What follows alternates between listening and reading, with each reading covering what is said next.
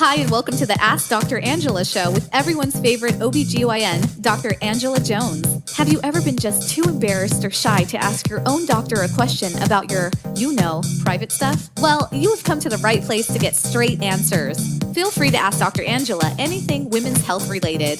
OBGYN, she keeps it real. Pregnancy, she knows what you're expecting. Whole body health, just ask.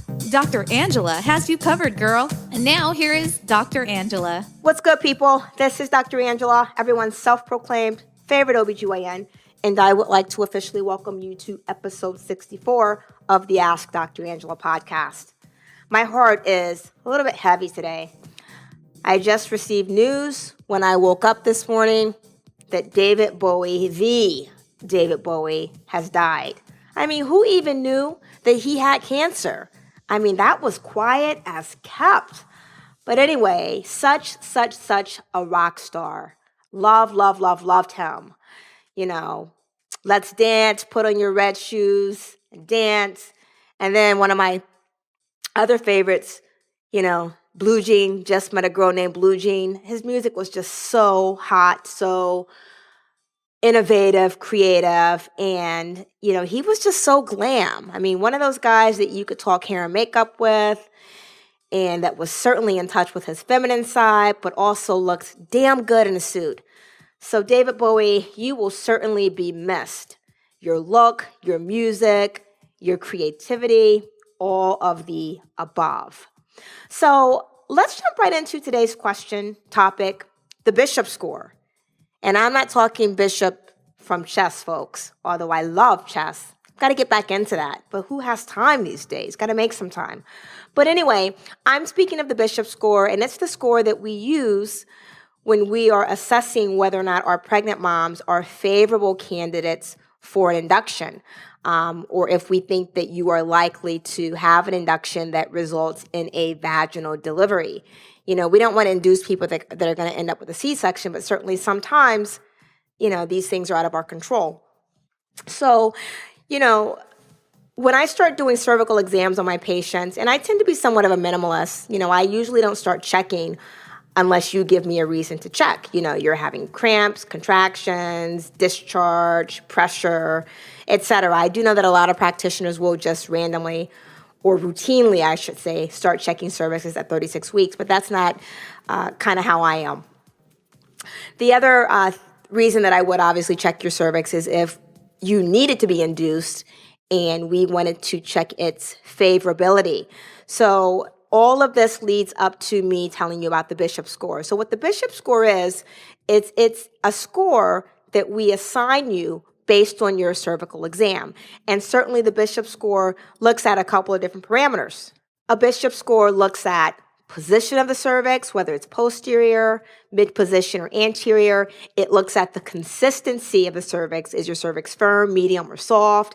It looks at the effacement or thinness of the cervix. It looks at how dilated your cervix is. And it also looks at what station baby's head is in relation to the ischial spines, which are a landmark in your pelvis. So based on all of these parameters, we assign a score, and based on that score, it determines whether or not it looks like you are a favorable candidate for an induction, i.e., if we induce you, then you are likely to end up with a spontaneous vaginal delivery. You'll read a lot of different things with regards to scoring, with regards to the Bishop score. But my general rule of thumb is this: if your score is less than 6, you are probably going to need some sort of cervical ripening, whether that's with, Foley bulb, Cervidil, or Cytotec. And these are all cervical ripening agents, i.e. to get your cervix to the point where once we do induce you, you are likely to end up with a vaginal delivery. So anything less than 6 on the score, I typically will bring you in for some sort of cervical ripening. But anything greater than 6, typically it's likely that if we induce you with Pitocin, that you will end up with a spontaneous vaginal delivery. A lot of sources use a Bishop score of either 8 or 9 as indicative that labor will most likely be successful status post and induction. And hence, you will end up with the spontaneous bathroom delivery, which of course is the goal of any induction. In case you're wondering how all of this is scored, remember those parameters that I just previously mentioned to you, i.e. position, consistency, effacement, dilation, station. You get assigned either a score of 0 to 2 for position and consistency and 0 to 3 for effacement, dilation, and station. And so based on the scores that we give each of those parameters, we collectively come up with your Bishop score.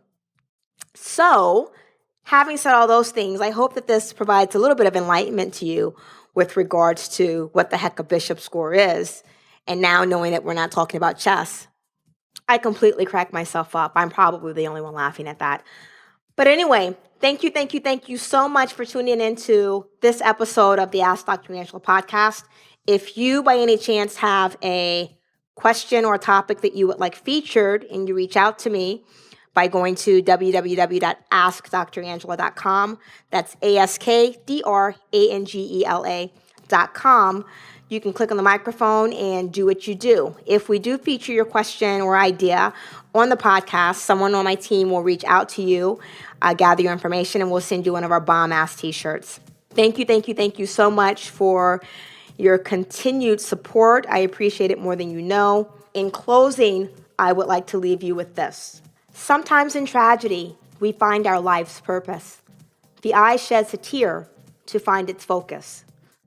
Until next time, look better, feel better, be better. Can't wait to reconnect on episode 65. Thank you for listening to the Ask Dr. Angela podcast. For more information on women's health and the show notes for this episode, please visit Dr. Angela at www.askdrangela.com. While you're there, don't forget to leave your own message for Dr. Angela. See you soon! All of the information provided and discussed in this podcast is for educational and informational purposes only and should not take the place of consulting a physician. This podcast is not intended to diagnose, treat, or cure any diseases or illnesses and does not and should not replace treatment for a medical professional. Listening to and participating in this podcast does not create a doctor-patient relationship between you and Dr. Angela Jones. If you need medical advice or assistance, you should consult a physician. Listening to and participating in this podcast is subject to the terms and conditions posted at drangela.com/terms.